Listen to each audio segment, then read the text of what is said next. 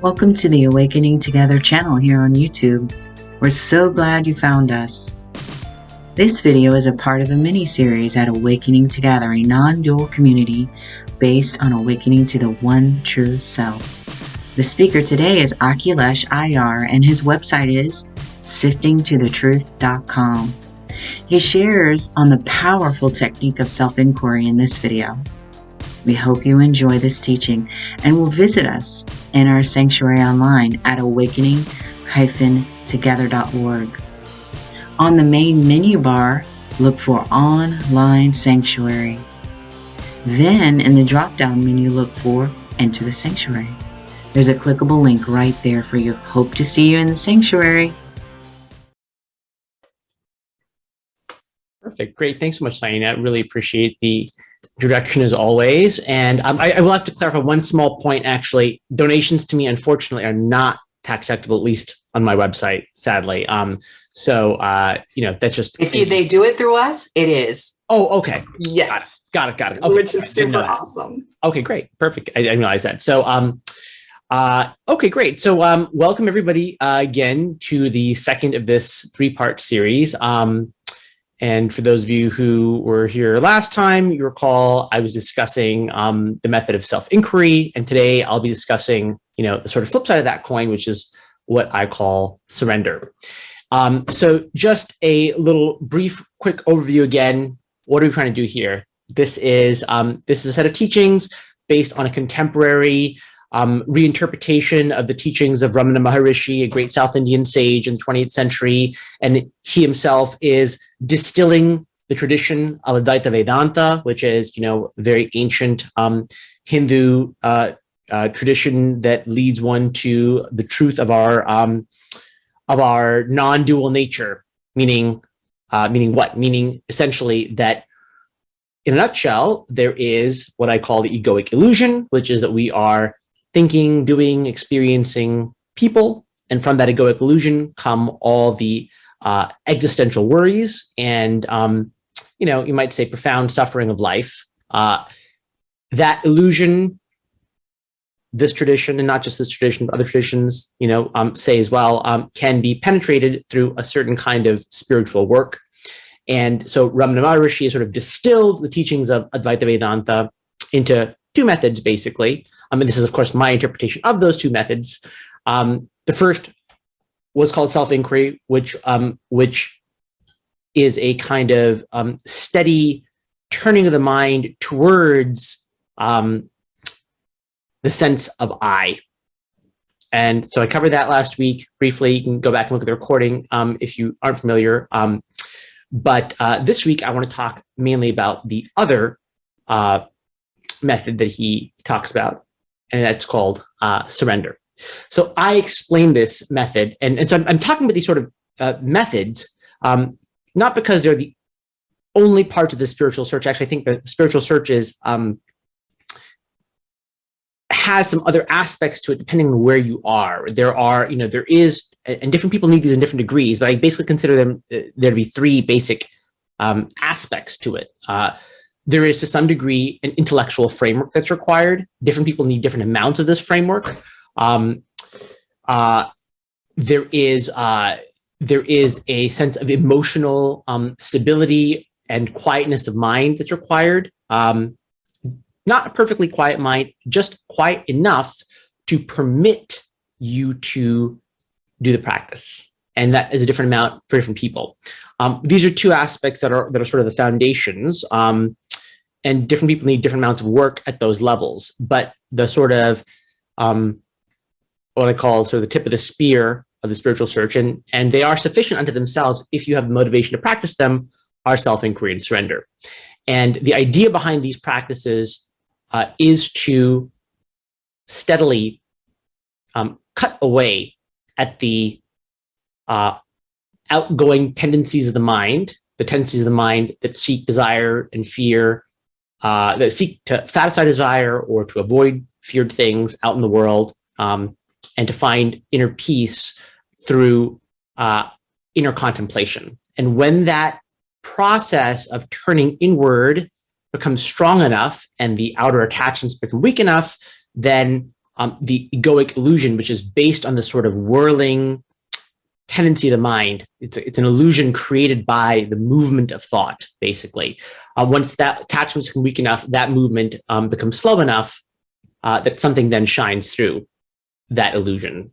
And that something, which is not a thing at all, is the true self. The true self is not a thing. It is the inexpressible light that illuminates everything, and that you're currently experiencing, but is sort of hidden behind a veil of thought. And these are just metaphors. Metaphors don't really fully explain what all is going on, but just to give you a very, very brief idea. And there's a lot more that could be said about it if you needed it to be said, but I'm giving just a very, very quick summary. So surrender. What is surrender? And the thing I love about these techniques, both inquiry and surrender, is that they are so powerful, and that though I've just mentioned all this other stuff, the reality is that followed by themselves, they are complete paths of liberation. One who follows these techniques with faith will find their way to the truth. Now, usually most people require other things to be able to be motivated to follow these paths with sufficient concentration, but know that both these techniques are complete in themselves if one is motivated, if one has the desire for them. So surrender is basically what it sounds like. The metaphor I always use for it, maybe I should invent a better metaphor, is there's a TV in the corner. There's a TV in the corner of the room, and this TV is basically playing everything that you're experiencing. Everything you're perceiving, that is seeing, hearing, touching, feeling, smelling, etc. But not only that, also everything that you're thinking, everything that you're emotionally experiencing, everything that you are remembering, imagining, fantasizing about, all the contents of your mind, everything's on that TV. And surrender simply says, disregard the contents of that television. Continuously, vigilantly ignore the contents of that TV. Ignore it and relax.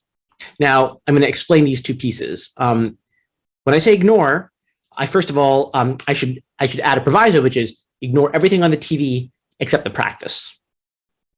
Because this is a practice, at least initially.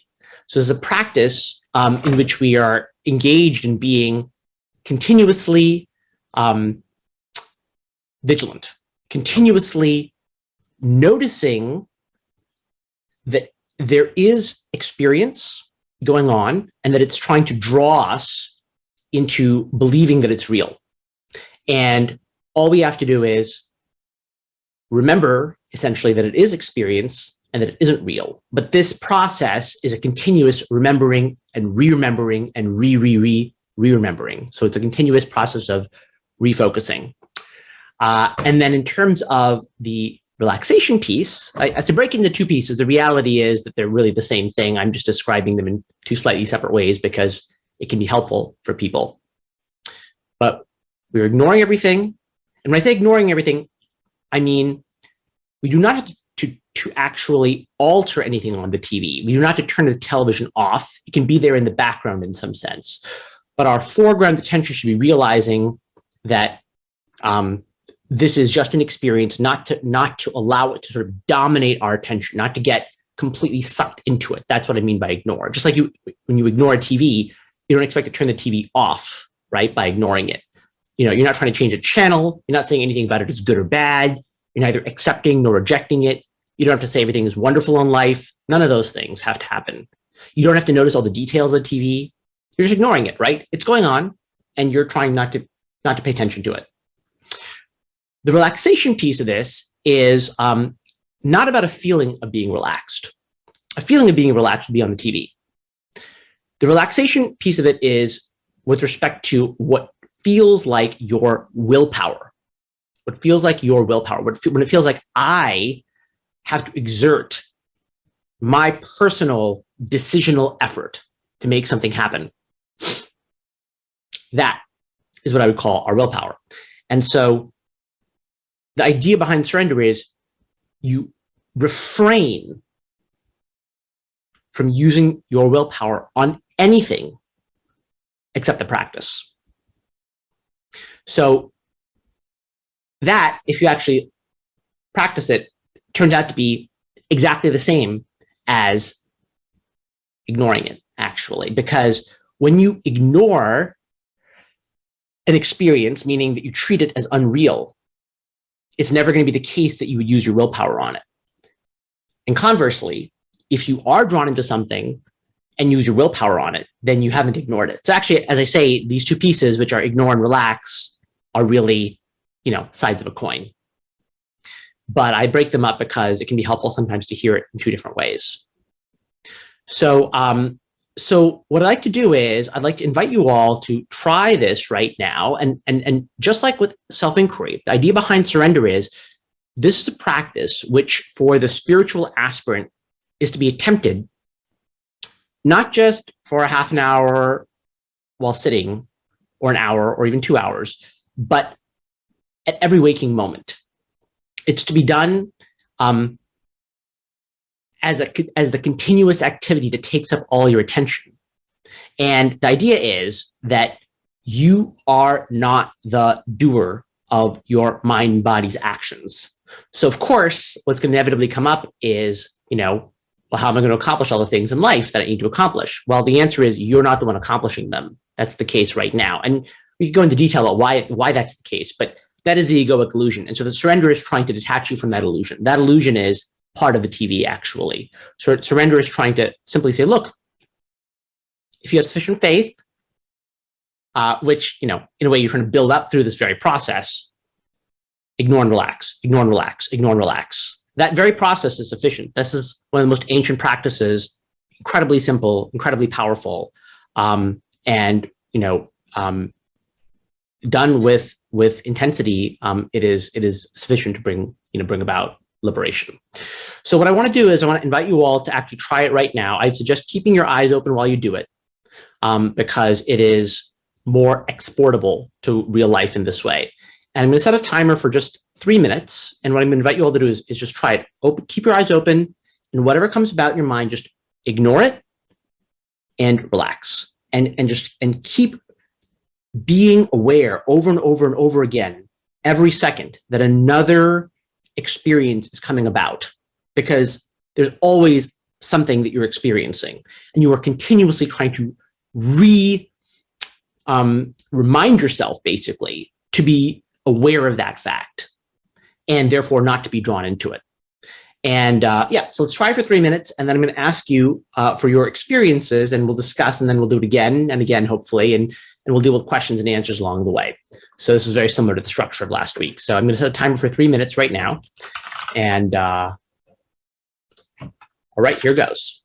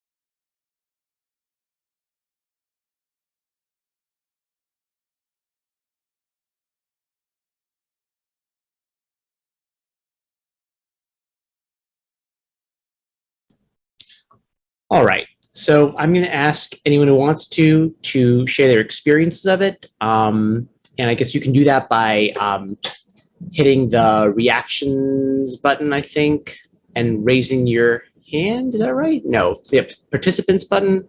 Maybe that's what it is. Forget what it is exactly. How to raise your hand here. You had it correct. It's the reactions button and It's then reaction. raise your hand. So Okay, great. Thank you so much. Yeah, and also obviously if you have any questions, I can deal with those as well. And so let me know.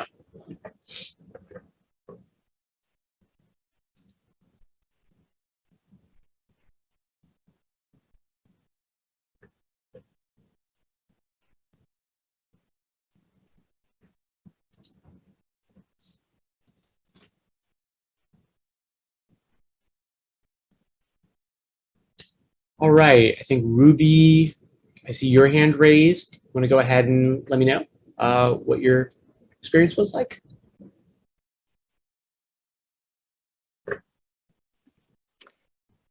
I had a question, Sure. but I'll let you know what my experience was. Where is your attention supposed to be when you're doing this? Yeah, well, that's a great question. So, that question is in a way the heart of the unfolding nature of this practice. See, inquiry and surrender are not normal practices. Most concentration practices involve a specific thing that you're focusing on, like, oh, a mantra, or your breath, or an image, or an idea, a specific thing you're repeating over and over again. And that has a certain utility. But what is very special about inquiry and surrender is that they are not like that. They are dynamic in a way. They are pointing you in a direction, but they're not specifying exactly where the attention goes. That's because the attention is not going on a particular object. It is going away from objects. So,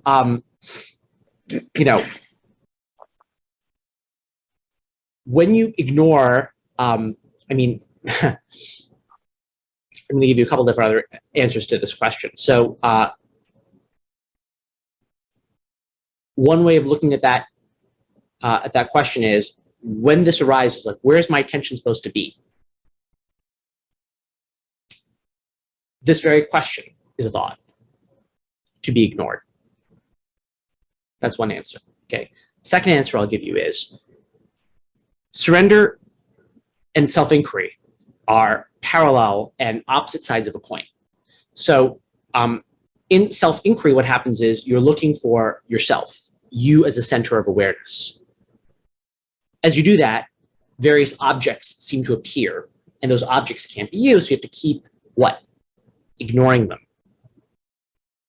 So inquiry is your so-called looking for the I, but the I, remember, it's not an object. It's a direction.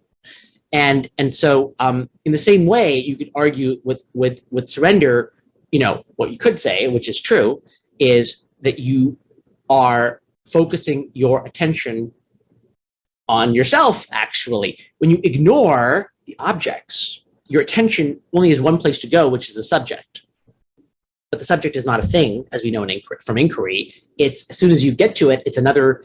As soon as you think you have it, it's not it, and you have to, again, in inquiry, ask yourself, well, who's aware of this? Well, same thing in surrender. So as soon as you have an experience and you've ignored it, well, now you're left with another experience, which you have to, again, ignore. And so, it's almost like a kind of, I feel like an image comes to mind of like an octopus or something like that. That's, or squid, I should say, which is like, jetting backwards with its, with ink, basically, the jetting away and away and away. So there's no one thing you're focusing on. You're focusing on recognizing that whatever is going on right now is itself a thing, and that you are not to be drawn in by it. And then you're supposed to repeat that again and again and again. And so, yes, your question is really at the heart of this, because we're not trying to focus on a thing. We're trying to focus away from things. And that's hard for the mind to comprehend because the mind only thinks in terms of things. Did it help at all? Yes, and I'll just share my brief experience. Sure. Well, first of all, the question came up, where's my attention supposed to be? And then I ignored that thought. And then what came up, something else came up and I ignored that thought. And then the words start saying, ignore that thought, ignore that thought.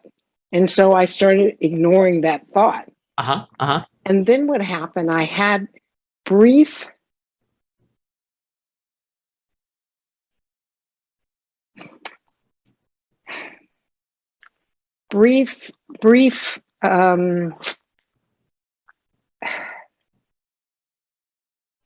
feelings. It wasn't feelings, but peace, little brief peace.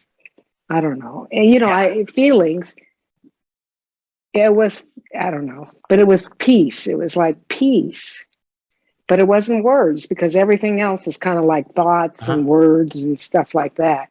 So anyway, that's my experience. Thank you.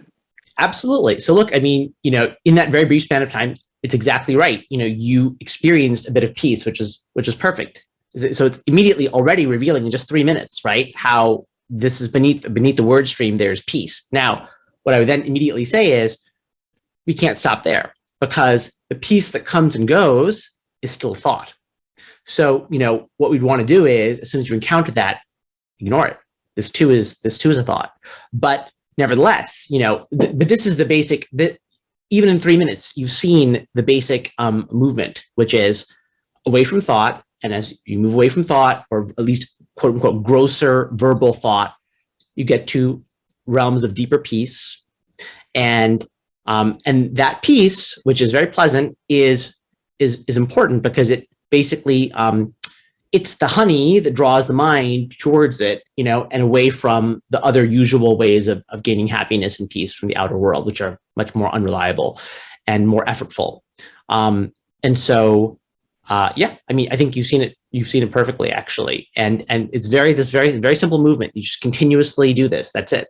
And more peace is experienced, and that's ignored. And finally, when that whirlwind when the mind is moving inwardly constantly, and enough energy is sucked into that because of the peace being experienced, and enough energy is sucked out of the other usual investments of life, then that will be the time when clarity can happen. Because basically what happens right now is that there's an underlying fear of seeing what you really are, and that fear is connected to your current attachments.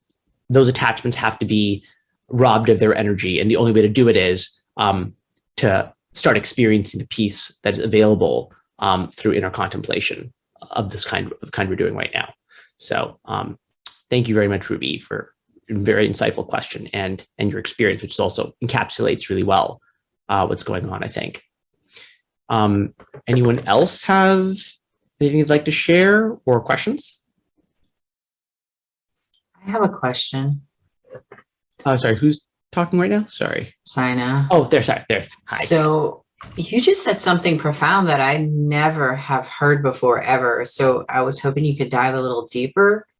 You said that when Ruby had that experience of those little moments of peace where the mind quieted down, you said, and I could be wrong, that was again another thought. Yes, that's right. Yes. So, okay, first of all, that's blowing my mind. I never heard that before. And so now that begs to question, like, for instance, for the last 2 days, I've had this pulsating pressure behind my left eye. And I found out yesterday, without my glasses, I'm legally blind now in my left eye. So that's news. Oh. There's like this constant throb now behind my left eye. And I'm wondering, is that sensation a thought? Because you said the peace was a thought? Yeah. Well, the answer, I mean, under a broad definition of thought, which is the definition I use, it's a broad definition of thought. Yes, it would be. So, because as soon as you say there is a sensation, now it's been cognized, and you can't talk about anything unless you've cognized it. You know, you can't. As soon as you say this is so, anything of anything, it's a thought now. Now, if you strip away all the symbolization, then it may not be a thought. But then, what can you say? You can't say anything. Now you're confined to silence. So as soon as you speak in any fashion, doesn't have to be with words. It could be with a drawing or something like that. As soon as you speak, you immediately have drawn boundaries. You know, and those boundaries are basically thought. So really, we could argue that everything, the reality is everything is thought, because as soon as we, in our own experience, you know, we wouldn't be able to know it as a thing unless it were inflected by thought, right? It's processed. It is saturated with our own interpretation of reality, you might say. You know, we feel this particular thing in the context of our entire life experience, the way we're constituted as individuals. You know, what something is not, there's no such thing as like a raw sensation, which is totally cut off from, you know, who we are as people, and you know, is pure and clean, you know, sensation that we can just talk about as if it were disconnected. As soon as we talk about something, it's in that web inevitably. And if you really want raw sensation, then you have to be silent, perfectly silent. That's the only thing that would be left. So yes, it would be thought. Now, just because it's thought doesn't mean that you can just snap your fingers and it'll go away. I don't mean that. Thought can be, everything is thought in the sense of, you know, just like a boulder is heavy, you know, that may be an element. Your thought may be equally immovable. The thought of pain may be equally immovable as that boulder, you know, but that doesn't mean that it isn't inflected by thought, basically. And there was something else you said that was really key, and I was like, wow. When you said it was like the honey, you talked about the honey. Yes. But yet you said don't stop there. And this Correct. reminds me of the one question I asked you a long time ago when you first had our sat song with us. Mm-hmm. And I was asking you about these times that I go into bliss, and you were like, don't stop there. Yes. Who's aware of the bliss? Yes. So, but for those who have had, like growing up, I had a lot of trauma. So for me, that nectarian quality, that bliss is like, oh my God, it's such a respite, an oasis. It's like so different than like the way I was before, you know? Yes. And so there's this temptation that, oh my God, just let me rest. Please, just let me rest in this oasis just for a little bit. So then, like, what do I do with that? Because it's like, God, just give me a break, will you? I know, I understand that completely. And, you know, I can only say that, you know, I mean, look, you know, everyone will do what they will do. And if you need to rest there, you know, you'll need to rest there, I suppose. But I will just say that the most effective means of staying there, ironically, is by ignoring it, you know? So really? Because if you don't do that, I'll tell you, if you don't do that, what happens is that you're dropping your guard. And if you drop your guard, then you're priming yourself to be invaded by their thoughts, and those thoughts will drop you out of the state of peace. So only when you guard, the way to guard the peace, ironically, is by ignoring it, meaning by staying hypervigilant and continuously recognizing this is but an experience. If you do that, that is the actual best way of staying there. Otherwise, because that way, when other thoughts come in that are going to try to penetrate that space, you will immediately recognize them as intruders, you know? If you just let go and are like, oh, I'm just going to totally relax now, then you're falling asleep. And when you're falling asleep, I mean, it's pleasant for a little while, but then you'll be rudely awakened eventually, and then you'll have to start the process over again. So, I mean, that's first of all, one thing is you'll protect that state much better by staying hypervigilant and ignoring it. And the second thing, obviously, is we don't want really to be dependent on a state of mind. because that state of mind will end. And it doesn't matter who you are, no matter how pure the mind is can never be perfectly pure, because the mind is by definition something which is changing and limited. And so even when the mind is relatively quite pure, meaning you experience a lot of these bliss states and for long periods of time, they will still end. And, it's like the story of like the princess and the pea. I don't know if you know that story where, right? So where she has 20 mattresses stacked on it, but she still feels the pea. And as the mind becomes pure, the departures from the bliss state will become more and more annoying. And so we ultimately can't rest there, because we don't want to be confined to, we only can be happy when the mind is in this particular state, and the mind can't be in that state all the time. So we have to sort of recognize that the state is only a reflection of what we actually are. And that, only when that recognition is fully penetrating, which, we can't fully control when that happens, but we can try this practice to, to create the circumstances which are appropriate for it. But only when that happens are we totally free. So, I totally understand the desire to just stop and relax. And, is it the worst thing in the world if you do? No, it's not. But we have to recognize that, sooner or later you're going to want more. And, yeah, I mean, that the way to get it is to keep going further, if that makes sense. Thank you. Sure. Thank you. Very, very, very good question. Tawanda?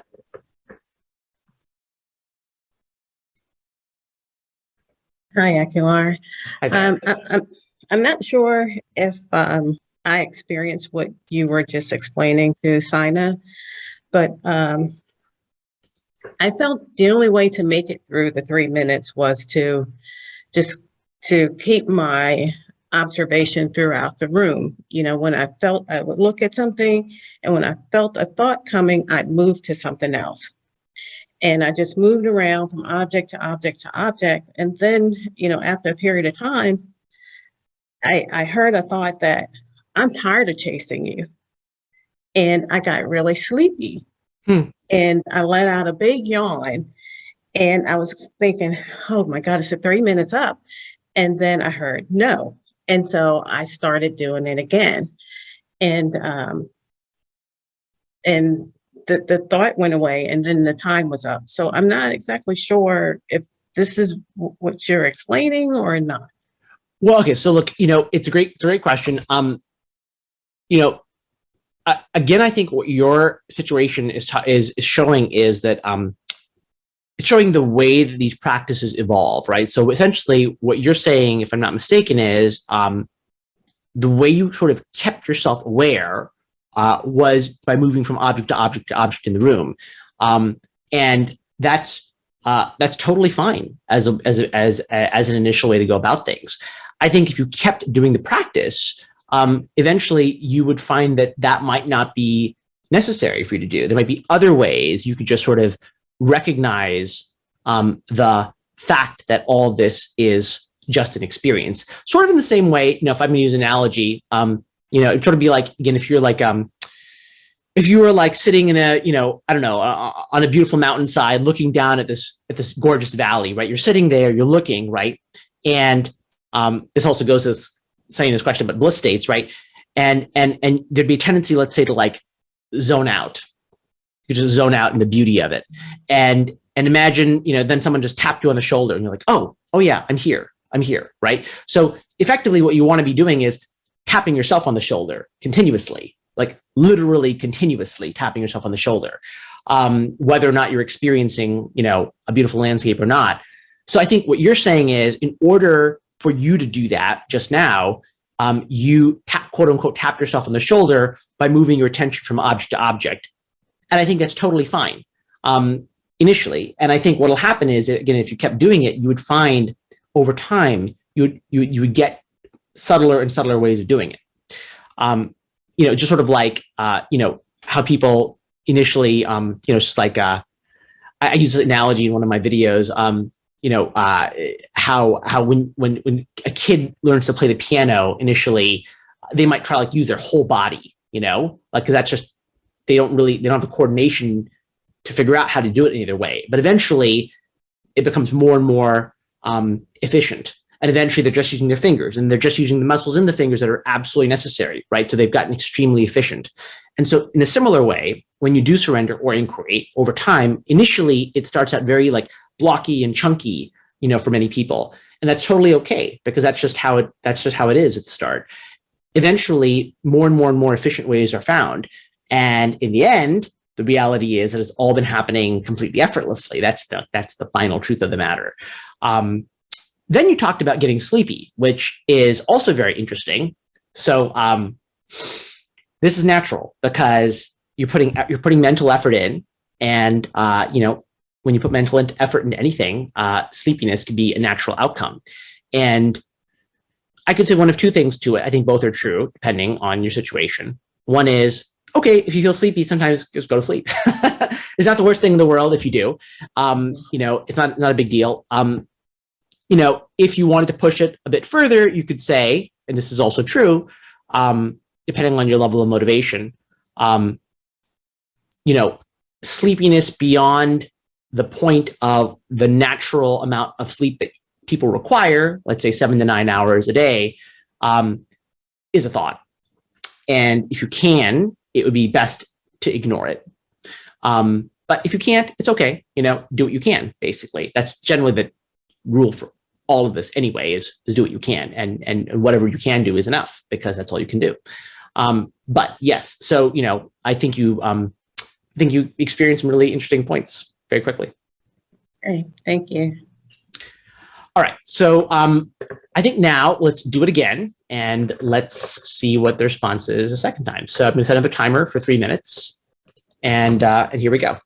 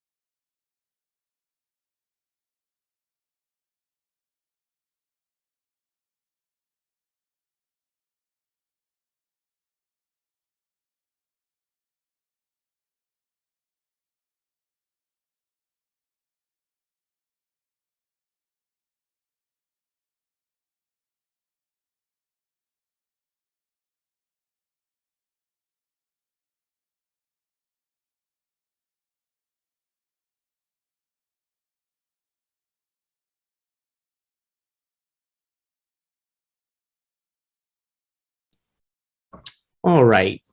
Anyone want to share their experience this time around, or have any questions?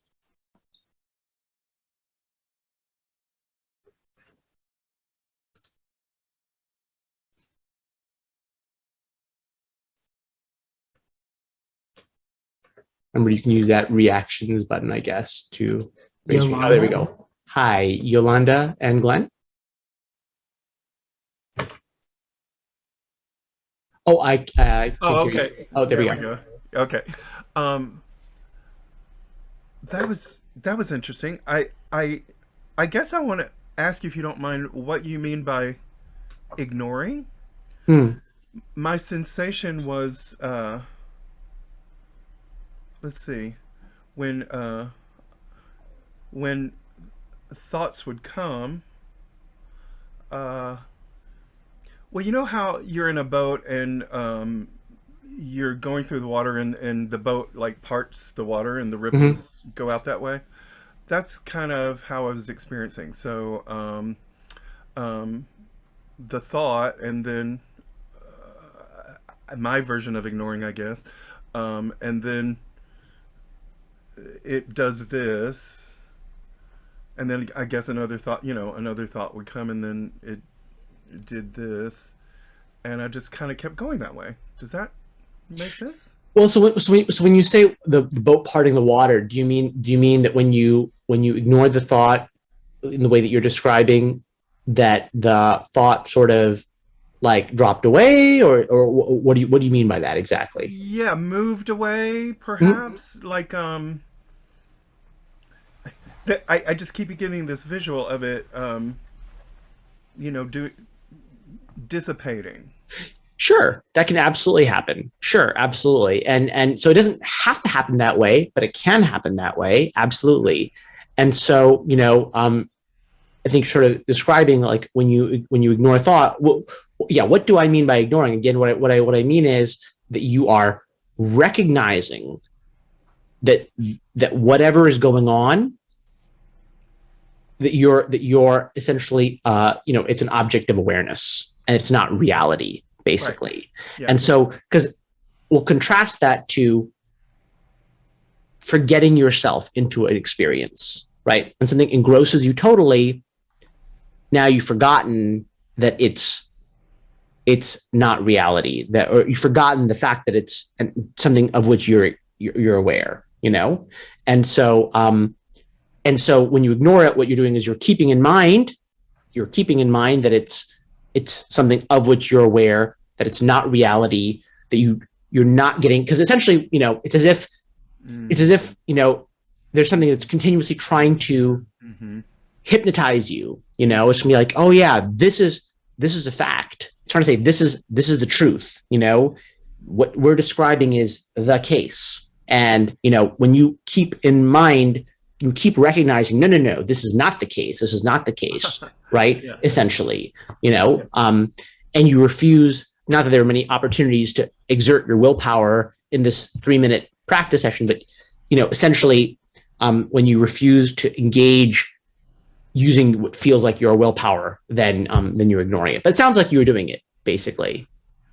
Yeah, and Regina just popped up in the chat saying, like, I think it was, like ignoring spam in the inbox. You recognize it's spam, so you don't give it any more attention. Yeah, right. Yes. Yeah, I like that. Right. Yes. Thank you. All right. Well, thank you. Did you have any other questions, or is that okay? Great. Well, thank you for sharing your experience. Yeah. Thank you. Others?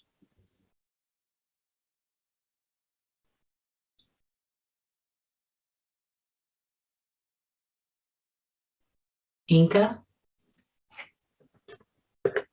Oh, I see. Hi, Inka.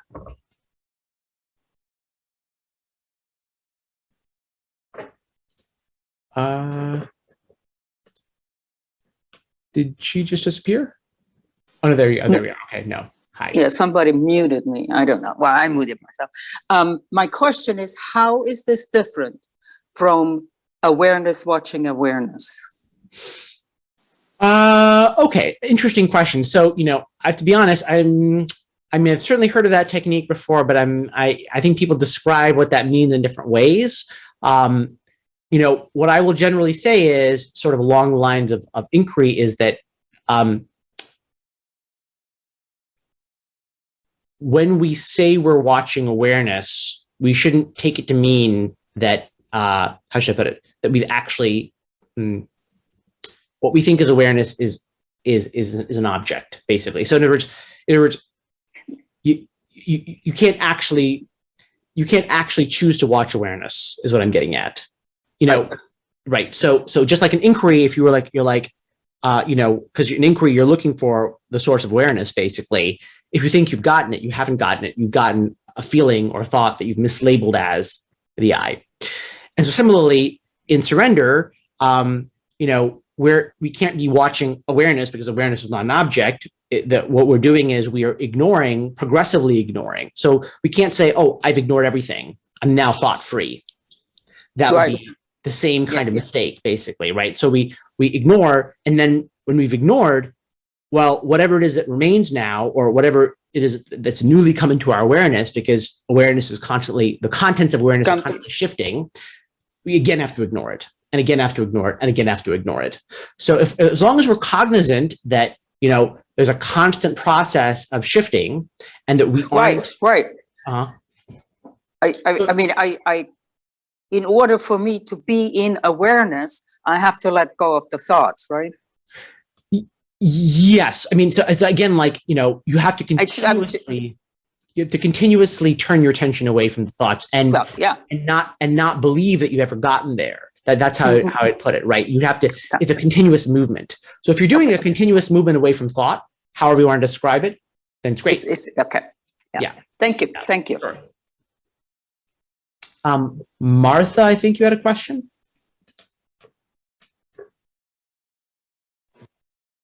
Hi. I actually didn't have a question. I was going to comment on the fact that in the first time we did it, I guess I was just pretty open to whatever's going to happen, and I felt sort of like, I don't know, kind of like I wasn't anywhere. And the second time we did it, as I begin with that sort of feeling, all of a sudden this barrage of different thoughts comes in, one after another, like couldn't stop it. So I was just really interested in the fact that the ego just had a field day in the second time. So that was my experience. That is interesting. That's very interesting. Yeah, maybe the first time you caught yourself unawares, right? And had it seemingly easier time of it. Yeah, I mean, you know, that is the case with both inquiry and surrender. Ultimately, is that they are, you know, they are sort of spigots of sorts, you know, that sort of permit stuff to flow out, you know, and depending on our readiness in other ways, may or may not be willing to have that happen, basically. But yeah, that is interesting. Thank you. Arizona? Can you please explain the awareness of absolutely no thoughts except for the thought of I'm breathing? How does that work? Everybody else has thoughts and I have nothing. So it's completely blank. It's been like that for 40 years. Okay, so every time I do this kind of thing. So your mind is completely blank, is what you're suggesting? All it is just nothing, no noise, nothing. It's okay. Well, so then if that's true, that suggests a very quiet mind. But to recognize, I mean, you sometimes have thoughts in your life, correct or no? Correct, but not doing this exercise. All I get is breathing. Okay, so the question is, have you tried doing this exercise at all waking moments? Mm-hmm. You have?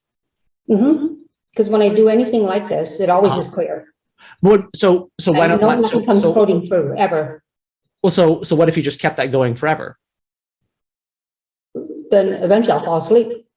I mean, okay, when you fall asleep, you fall asleep, but when you're awake, what if you kept it going? I consciously have to think. If I want a thought, I consciously have to think. You consciously have to. So okay, so my question is there a reason you don't keep it going continuously? Pardon? Repeat that.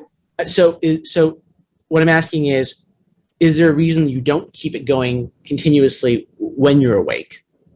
Yeah, I just don't have a busy mind. It never clutters up. Well, I understand that Thoughts part, don't come but unless I consciously think about something. sure, okay. But what I'm suggesting is, so I'm asking, I mean, so, okay, if you wanted, you know, if you were a seeker of liberation, my suggestion would be to do this process continuously at all waking moments forever, basically. Mm-hmm. So if you're suggesting that when you do this, your mind seems very, very clear, my question to you is there a reason you don't do this continuously? Yeah, I have to think about that one. Exactly.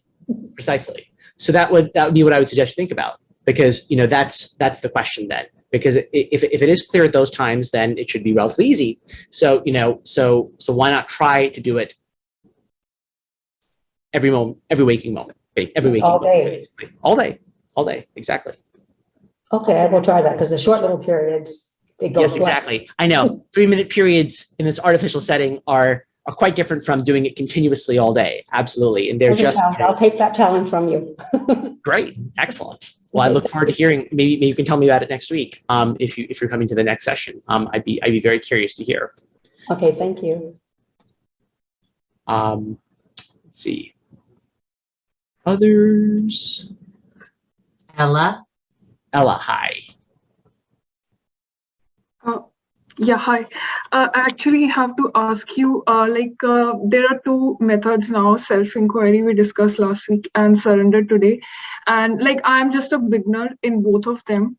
Sure. And to me, they look, seems very different. So at what time, I mean, which one should I practice? Which one, how do I know which one should I be practicing? Okay. Because it's a little confusing because both of them are different. So here, like in inquiry, we are trying to find the I, but here we are trying to relax. Yeah, right. Exactly. Well, we're trying to also and ignore thought. So I'm going to mention a couple of things to you. So one is, you know, I'm always saying this, but essentially, when you look for the I, okay, in inquiry, because you were here last week, what are you doing to thoughts? It's actually ignoring only because Right. You got it. You see that? yeah. So but when you so right now I'm just making an attempt myself because it's not natural for me to practice any of these. That's right. So I can choose anything then. So you say, yeah, I mean, yeah. So you can choose either.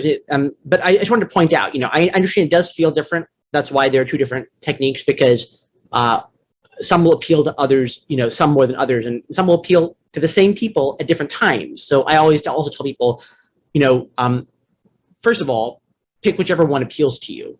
Whichever one feels more natural, start with that one. And if you get tired of it for whatever reason, you can switch to the other one. You know, and because the reality is they are really, the truth is, the exact same process, just described from slightly different angles. You know, so in surrender, like, you know, the question was originally about earlier was, where does the attention go? Well, the attention goes away from objects, therefore towards the self. Therefore, surrender is essentially self-inquiry, because you are always trying to find away from objects, meaning trying to find yourself. And in inquiry, you're trying to find yourself, and in the process, you're being forced to ignore thoughts. So in inquiry, you are effectively surrendering continuously. So, and yet inquiry appeals to more, you know, a more curious cast of mind that wants to solve the riddle and whatnot. It's more like, you know, I want to hunt down the answer to this question. And surrender is more like, just get me out of suffering. You know, I feel like that's the more flavor of it. But the realities are the same thing, actually. And you should do whichever one appeals to you more. And if they both appeal to you, you can mix them up. No problem. Okay. Thank you so much. You're very welcome.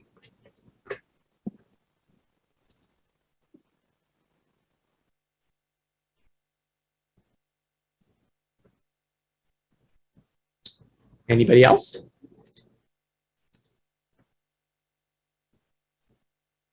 Donna. Hi, Donna.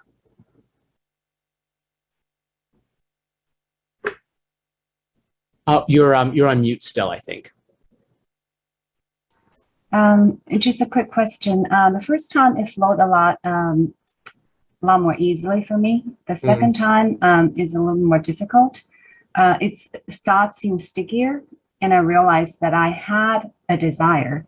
The desire was to share. You know, for some reason, the desire popped in my head even before we started, you know, practicing the second time. So then, you know, every time I ignore it and say, no, I can't, because I'm going to share, you know, so I need to remember this. So the question is, the desire, ignoring desire seems to be more difficult than ignoring other types of thoughts. So does that, you know, require more willpower to ignore desire? You know, is that just where my effort needs to go? Yeah, you could say so. I mean, I would argue in some sense, you know, though the roots of it might be obscure, that that all the thoughts we experience are in some sense connected to desire, but some might be more obviously connected than others. You know, the more emotional essentially a thought is, you could argue the harder it is, you know, to ignore. So yes, I mean, you could view it as, you know, you could view it as that's where your willpower has to be directed. I would say, like, you're trying to, you know, what you really want to view it as is you're trying to ignore all of it en masse, you know, continuously, right? And there's some things are going to be harder than others, essentially, but you know, but you're continuously, you know, you're continuously keeping up the attention, you know, as if, for example, you were, you know, carrying a candle around with you, and, you know, it was your job to prevent it from being blown out. And, you know, there are going to be some rooms or some areas where the wind is blowing and it's going to be harder to, you know, to protect the candle from being blown out. But basically you're continuously watching. That's what you want, ideally. And yeah, it's also good to note, I will say, right, what your desire is concerned, right? So when it is difficult to do the practice, to start to note, when is it difficult? Why is it difficult? What's the situation about? Those start to reflect your attachments, and then you can start to become anticipatory about them. Like, oh yeah, I'm going into the situation, interacting with this person, I'm dealing with this goal. Those are going to be harder times to practice. And the more anticipatory you can be, the more clearly you can feel the feelings that you feel during those times of resistance, the better equipped you'll be to do the practice in the future. Thank you very much. You're very, very welcome.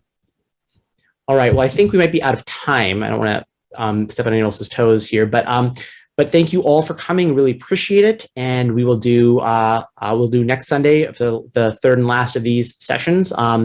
Probably do a combination of surrender and inquiry, and take any other questions people want. But I will see you at 8 p.m. Eastern next Sunday. Thank you so much for coming. Bye.